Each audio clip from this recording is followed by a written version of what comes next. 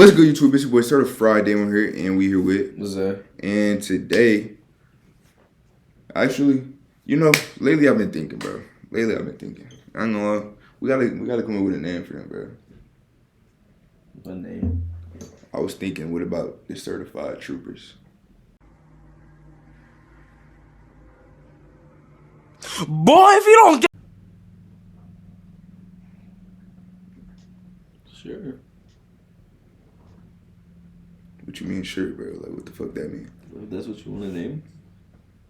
I'm asking for a genuine opinion on, Mm-hmm.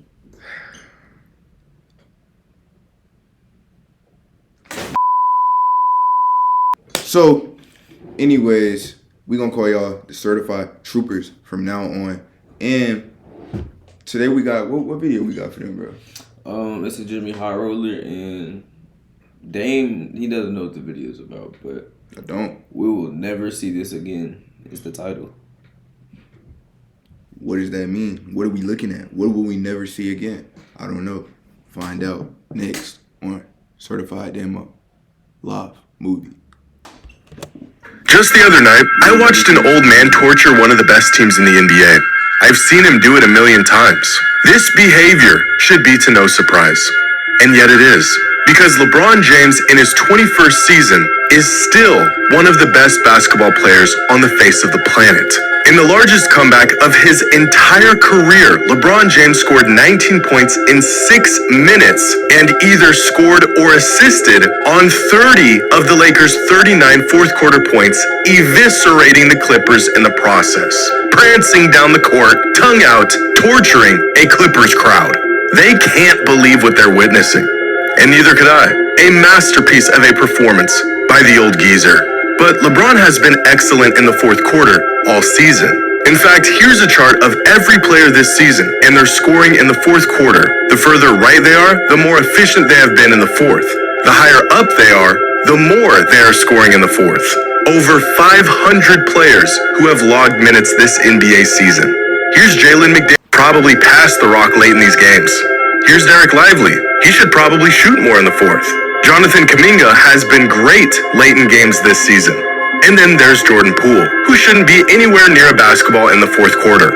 But way up this chart, you'll find the best fourth quarter scoring threats in the league. Guys like Tatum, Durant, Steph, Luka, and the best fourth quarter scorer in the NBA this season, Giannis Antetokounmpo, with a sizable gap on everyone else. Except LeBron James, the oldest player in the NBA, and still one of the best players on the planet. We need to talk about this.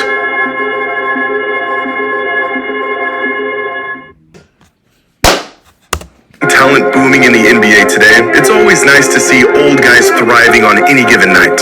A vintage Steph performance, a barrage of mid-range jumpers from KD, Kyle Lowry coming off the bench to stink it up for 25 minutes.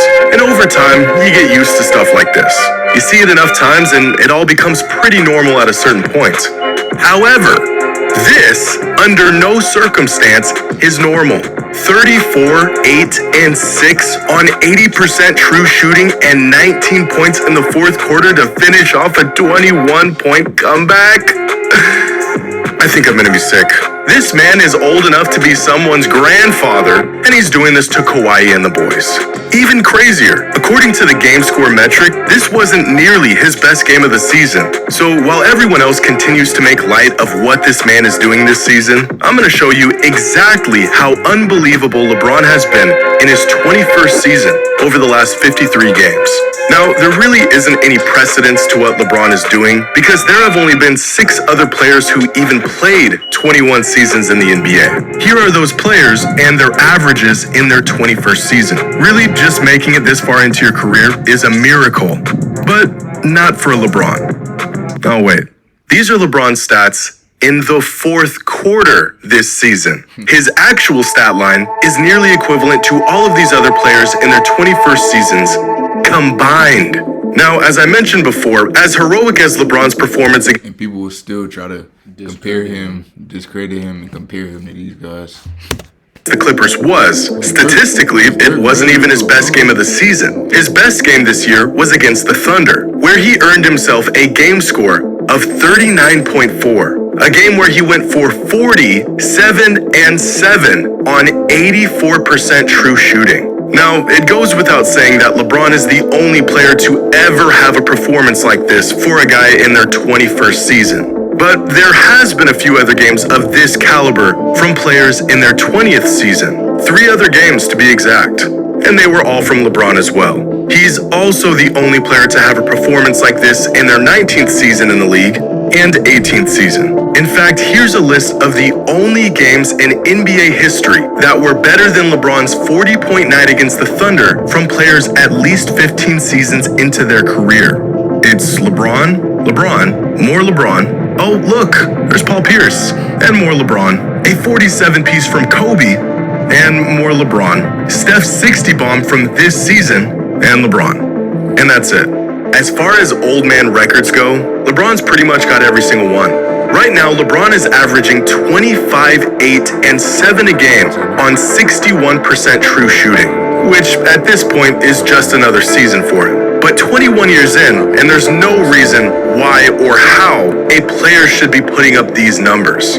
Prior to this year, there have only been 4 players in NBA history who have averaged these numbers in a season. Michael Jordan, Nikola Jokic, James Harden, and LeBron. But here's the difference. So this was his MVP year. I think this was, or was this Giannis's year? Or That was Giannis here. no, Giannis had 2019, 2020. Jokic had this one and this one. And then Embiid got the one last year. So yeah, this was his other MVP season. This is Harden's MVP season. Or no, it's not. It's the year before. And then this is LeBron, and then this is Jordan. So I just feel like that's crazy for him to be 39, pushing 40, and still being comparable to all these other greats, and 2 of the other metrics being him. Crazy. At their prime ages too. When Jordan did it, he won the MVP. The 2 times Jokic did it, he won the MVP. And when Harden did it, he came in second in MVP voting. LeBron not only missed out on the award when he put up this stat line in the past, he's not even within the top 15 on the NBA's MVP leaderboard this season, which is not only a testament to how great players have gotten over the last decade, but also how accustomed we have grown to these numbers from LeBron. But despite the consistency in his numbers, LeBron continues to... It's so true though, because like we just expect this out of LeBron now to a point where like when he has like a crazy 50-point, 40-point game, then that's when we're just reminded that, oh, he is an MVP caliber guy, but then on every other night, he's just LeBron James. It's He's like, still getting like 27, 28. Exactly. That shit's crazy. And evolve his game. Even after all these years, He still held it at an extremely high standard at an old age. That's the greatest of all time. the game has changed immensely, and his game has changed with it. There's new players, new schemes, and play styles driven by data that resembles nothing of the league he entered 21 years ago. New one-off unicorns and guys with freakish abilities and skill sets. And yet, it's LeBron, in his 21st season, who still remains a one-of-one. Here's a chart tracking the... I want to that meme. Yes, that's Nicky. That nigga bowing down. Hi, LeBron. You're looking extra glorious today. You're my king. Boy, if you don't get LeBron's three-point percentage throughout his career, starting his career at an abysmal 29% from three, and somehow peaking this season. Thank you to our sponsor, Mrs. Braids Grab and Go. I'm bullshitting. Hey, sponsor us though. Like, no cap. And cranberry juice, Ocean Spray, sponsor us, bro. This nigga be drinking the shit out y'all products, bro. Like, Thank you. oh, wow.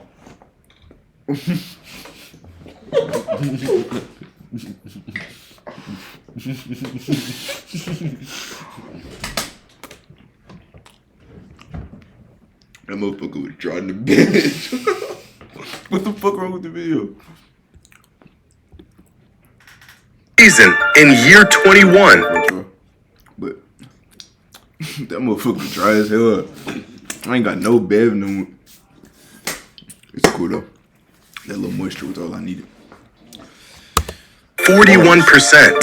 But here's where it gets even crazier. Here are LeBron's three-point attempts per game over his career.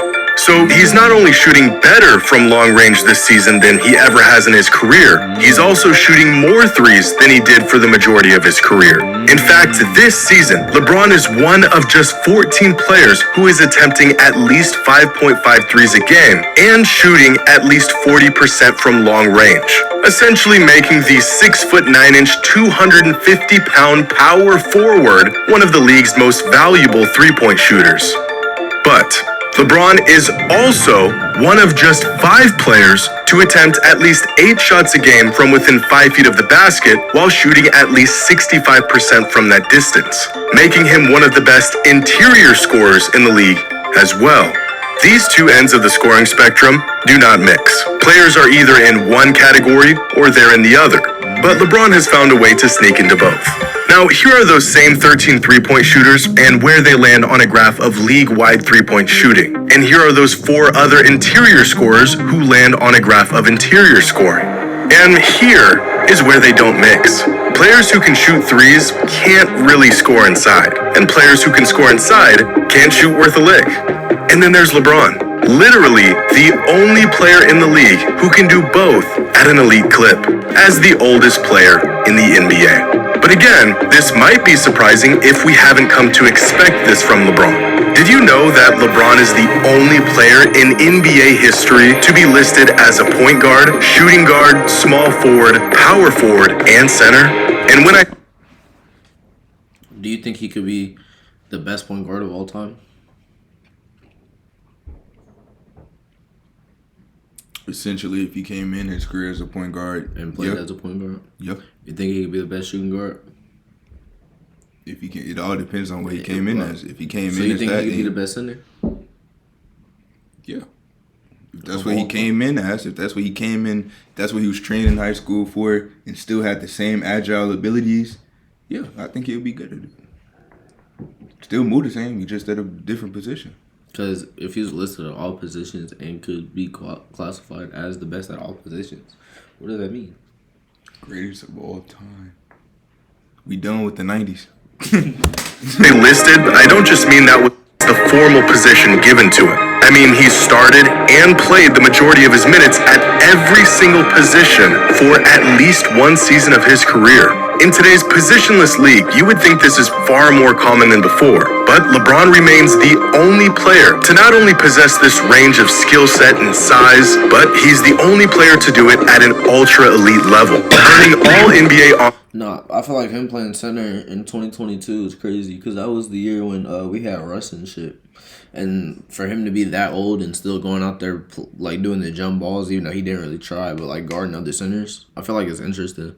Like, to be honest, if we play Denver, I don't think I'd mind if LeBron has it in him and he feel like he can. I wouldn't mind him on Jokic. I wouldn't either. They just have him too busy with Aaron Gordon. I feel like if they find somebody to stop Aaron Gordon, Hell, play off that. Well, you can't really play off. Yeah, you can really put Vanderbilt on him, and then send D'Lo. No, not even D'Lo, because you just have to be in like very much help defense and have to rotate. Jamal Murray, and Because then they have a bunch of shooters. Because like KCP at the 2. You'll just have to have. I say just have Vanderbilt watching, because you can give up on Aaron Gordon a little bit, because he's not gonna take that jump shot half of the time. Yeah. But if you can go out a little You bit, might even get away with having AD on him and put Vanderbilt on Michael Porter Jr. Yeah, because Aaron Gordon's always on. Aaron Gordon's always next to not Michael Gordon. Jokic. Not Jokic. Fucking nigga, you just said Michael Porter Jr. No. KCP. He's always next to KCP because he's always hitting off balls. So it's like you can keep Vanderbilt in between them two and try to get him on some shot contest. Maybe LeBron picks up, somebody rotates over to Jokic, and at least try to get a good contest on him. They have big enough people. Like, they have a big lineup to guard them. They're just not quick enough, and they're not that IQ, that coaching. Yeah, the is coaching not isn't up there. to Mike Malone's coaching. Like, it's Shout out crazy. to Mike Malone, man. That man is a great coach. Okay. At all 5 positions throughout his career. It's safe to say the torch has been passed down to younger talent around the league. Players who can put up video game numbers on a nightly basis. I don't think anyone would argue that LeBron is playing at the level of Jokic or Shea or Luka right now, but there's something about watching LeBron cook up hardwood classics and stack up monster stat lines at this stage in his career that really puts a smile on my face.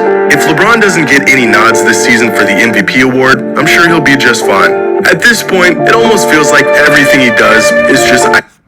Did you peep that dude that was chirping at LeBron? Was he chirping or was he like... Kind of looked like chirping. I don't know. That Timber was... on the cake. Like an extra scene after the credits of a movie. You thought the thing was over 20 minutes ago, and yet there you are, still in your seat, getting more than you ever expected. But I think there's one metric that really demonstrates LeBron's impact even in year 21 of his NBA career. Estimated wins is a metric derived from the estimated plus-minus stat. Estimated wins tracks how well a player is playing and converts their efforts on the court into a number equal to the amount of wins a player has contributed to their team in any given season. In other words, how many wins has a player contributed to their team's total? And here is a graph of estimated wins from every single player this NBA season. Now, at the bottom are players who are essentially a net negative to their team, hence why they have a negative estimated wins. In fact, you have to climb to the 308th spot just to find a player who has a positive addition to their team's wins. Keep climbing and you'll start to find players who play considerable minutes every single game, like Terrence Mann, Cam Thomas, Anthony Simons. We're nearing the top 100, and already you'll start to find some really quality players here. Bradley Beal, LaMelo Ball, Cade Cunningham, RJ Barrett. But you'll have to go a lot further to find consistent star caliber players. Scotty Barnes lands at the 30th spot with 7.2 estimated wins. Victor Wembanyama is already 28th in this metric with 7.3 estimated wins. Here's Fox and Sabonis, Steph, Mitchell, Edwards, Tatum. The thing about today's generation of NBA fans is so funny to me because like I was saying earlier, when we recorded the other video about us being the biggest refs to the NBA more than the actual refs of the NBA, like these dudes just make up all of these fan-made stats, like to fit narratives, like just to fit narratives of who's better than who. Like it's just so crazy. Yeah. Like fans really take over the sport and they don't even know it. Nah, because I'm not gonna lie, I was thinking about this yesterday. I give Russ a lot of shit, but like when I'm an adult and I'm trying to argue with younger people, I'm gonna die about Russ, cause that MVP Russ year was crazy, bro. Like his highlight mixtape, triple double, made history that year, did all kinds of things. Anything else? And the top 5 players in the league this season, according to this metric: Brunson, Jokic, Luka, Giannis, and Shai Gilgeous-Alexander. So where exactly does LeBron land? He's right here, ranked 5th among all players this season when it comes to estimated wins contributed to their team. Essentially, the 5th most valuable player in the NBA as an old man in his 21st season.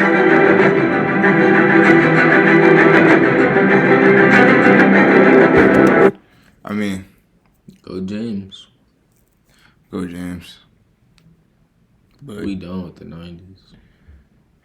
We've been done with the 90s. But I mean, that just goes to show though how he just spun that whole just stat estimated wins just to show that LeBron is top 5 MVP. It's all about the narratives that the fans fit, and that's just so crazy.